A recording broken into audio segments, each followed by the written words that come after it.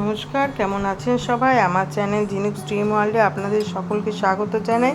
আমি যে knitting crochet নিয়ে ভিডিওটি শেখাই, তাতে আজকে আমি আপনাদের একটি বটল হোল্ডার বানিয়ে শেখাবো। তার জন্য আমি দুগুলা উল দুটো কালারের নিয়ে নিয়েছি, কুরুশ নিয়ে নিয়েছি আর একটি কাঁচি নিয়ে নিয়েছি উলটিকে কাটার জন্য।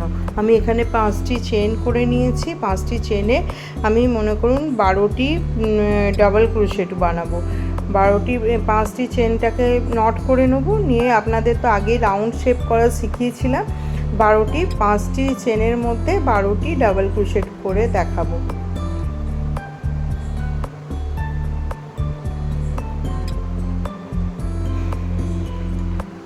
এই ডাবল ক্রোশেট 12টি করে দেখাচ্ছি। তাতে আবার পরে 12টি ডাবল ক্রোশেটের মাথায় একটি ডাবল ক্রোশেটের মাথায় আবার 2টি করে ডাবল ক্রোশেট করবেন। মানে 12টি যদি ডাবল ক্রোশেট প্রথম রাউন্ডে করে থাকেন, তাহলে দ্বিতীয় রাউন্ডে 12 দুগুণে 24টি ডাবল ক্রোশেট হবে। এভাবে আপনি দ্বিতীয় রাউন্ডটি কমপ্লিট করলেন। তৃতীয় রাউন্ডে 2 1 2 1 2 এভাবে করতে হবে। একটির মাথায় একটি ডাবল ক্রোশেট, তারপরে ডাবল ক্রোশেটের মাথায় 2টি ডাবল ক্রোশেট, তারপরে আবার একটি ডাবল ক্রোশেট। এভাবে আপনি এই থার্ড রাউন্ডটিকে কমপ্লিট করবেন।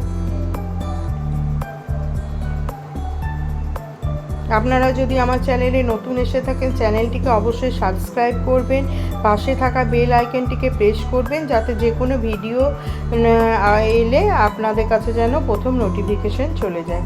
আর যদি আমার ভিডিওটিকে পছন্দ হয়ে থাকে তো অবশ্যই একটি লাইক করবেন। লাইক করলে অনেক মোটিভেট হয়ে ভিডিও বানাতে আগ্রহ পায়। আর যদি আমার এই নিটিংটি ক্রোশে কাজের হাতে খড়ি আমার এই ভিডিওটি পছন্দ হয়ে থাকে, তাহলে অবশ্যই একটি কমেন্ট করে জানাবেন। এটি আমার দ্বাদশ পর্বের ক্রোশের কাজের হাতে খড়ি। দ্বাদশ পর্বে আমি বটল হোল্ডার বানানো দেখাচ্ছি। আপনি যে 12টি উপরে ডবল করবেন, 12 দুগুণে 24টি। দেখুন, এটা আমি রাউন্ডটা করে অফ ক্যামেরাতে আবার ঘুরে আসবো আপনাদের কাছে।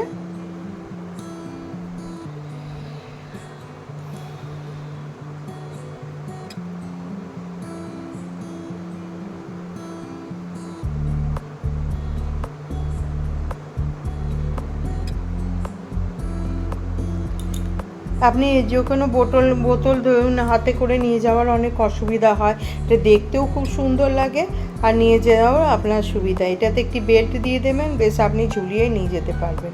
দেখুন, আমি এটাকে 12 ডবল করে নিলাম।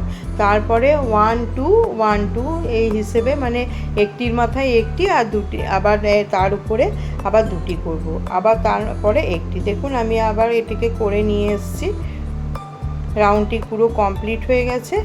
এবারে দ্বিতীয় রাউন্ডে করে যাওয়ার পর এটাকে আমি, যেহেতু একটা বাটির মতো শেপে রাখা হয়, আপনি জলের বোতলটা এর মধ্যে বসিয়ে দেখে নেবেন নিচের ফ্ল্যাট যে জায়গাটা সেটা ঠিক মতো বসছে কিনা।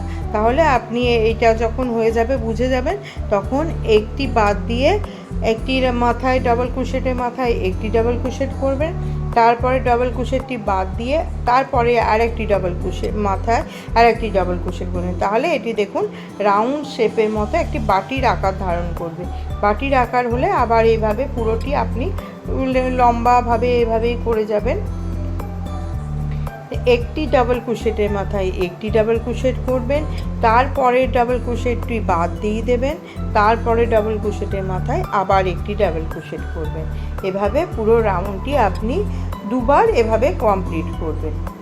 তারপরে আপনি আবার যেখানে ফাঁকা আছে, ডাবল ক্রোশেটে ফাঁক দিয়েছিলেন, সেখানে আবার একটি ডাবল ক্রোশেট করবেন, ডাবল ক্রোশেটের মাথায় একটি ডাবল ক্রোশেট করবেন, তারপরে আবার একটি ফাঁকা জায়গাটিতে ডাবল ক্রোশেট করবেন। মানে পুরো রাউন্ডটিতে একটি একটি করে ডাবল ক্রোশেট করে যাবেন। এইভাবে 4-5 লাইন আপনি একইভাবে করে যাবেন, লম্বা আকারে আসা পর্যন্ত করে যাবেন। তাহলে আপনাদের বুঝতে আশা করি। রাউন্ড শেপ তো আমি আগেই শিখিয়েছি ক্রোশে কাজে হাতে খড়ি। এটা দ্বাদশ পর্বে আমি ওয়াটার বোতল হোল্ডার দেখাচ্ছি। আর দেখুন, বোতলটা ঢুকিয়ে আপনি দেখে নিন যে এটা আপনার ঠিক মতো শেপটা এসছে কিনা। দেখুন, দেখুন শেপটা এসে গেছে, গোল হয়ে গেছে। এবারে আপনি লম্বাটা যতটা বোতলের লম্বা ততটা বোতলের লম্বাটা অনুসারে আপনি এবারে বুনে যাবেন সোজাভাবে। এভাবে আপনি একটা করে ফাঁক দিলেন, বাদ দিলেন, তারপরের রাউন্ডে এই একইভাবে একটির মাথায় একটা লাইন বাদ দিয়ে আর একটি লাইনে করবেন। তারপরে আবার গোটা রাউন্ডটিতেই ফাঁকা জায়গাটাতে একটি ডাবল ক্রোশেট, মাথায় একটি ডাবল ক্রোশেট, তারপরে আবার ফাঁকা জায়গাতে একটি ডাবল ক্রোশেট, ডাবল ক্রোশেটের মাথায় একটি ডাবল ক্রোশেট, এভাবে 4-5 রাউন্ড করলেন। আবার একটি করে ডাবল ক্রোশেট করলেন, এক লাইন, একটি বাদ দিলেন, একটি চেন দিলেন মাঝখানে, আবার তারপরে ডাবল ক্রোশেটের মাথায় একটি ডাবল ক্রোশেট করলেন। এভাবে গোটা রাউন্ডটা 3 লাইন করবেন। 3 লাইন করলেন, আবার সেই একইভাবে ডাবল ক্রোশেট করলেন, আবার মাঝখানে ডাবল ক্রোশেট ফাঁকা জায়গায় করলেন, আবার ডাবল ক্রোশেটের মাথায় ডাবল ক্রোশেট করলেন, আবার ফাঁকা জায়গায় ডাবল ক্রোশেট করলেন। এভাবে গোটা রাউন্ডে এভাবে যতক্ষণ না বোতলের লম্বার আকারটা হচ্ছে ততক্ষণ এভাবে 3 লাইন বাদ দিয়ে করবেন, আবার 3 লাইন গোটাটা পূর্ণ করে করবেন। তাহলেই দেখবেন এভাবে কমপ্লিট করে ফেলবেন আপনি ওয়াটার বোতল হোল্ডার। আর আপনি বারে বারে মেপে নেবেন যত বড় ওয়াটার বোতলটা তত বড় যেন এই লম্বাটা হয়ে থাকে। ঢুকিয়ে দেখে নেবেন, যদি ছোট বড় হয়ে থাকে তাহলে সেরকম আপনি ঘরটাকে বাড়িয়ে নেবেন, কমিয়ে নেবেন।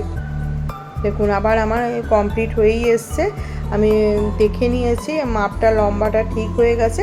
আবার আমি প্রথমে অ্যাশ কালার সাদাতে শুরু করেছিলাম, খানিকটা অ্যাশ কালারে করলাম, আবার খানিকটা সাদা কালার করলাম। দেখুন কি সুন্দর ফুটেছে, রঙটা দেখতে খুবই ভালো লাগছে।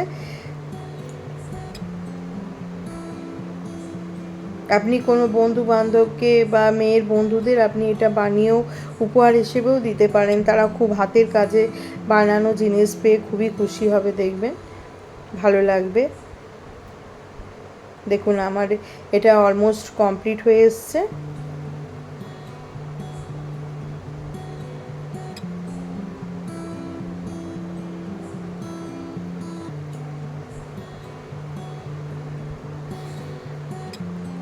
এভাবে পুরো রাউন্ডটি আপনি কমপ্লিট করে নেবেন। প্রত্যেকটি ফাঁকা জায়গাতে একটি করে ডাবল ক্রোশেট, মাথায় একটি ডাবল ক্রোশেট, আবার ফাঁকা জায়গায় ডাবল ক্রোশেট, আবার মাথাতে ডাবল ক্রোশেট, এভাবে করে নেবেন। আবার যখন চেন করবেন একটি করে বাদ দিয়ে, তখন মাঝখানে একটি করে চেন করে নেবেন।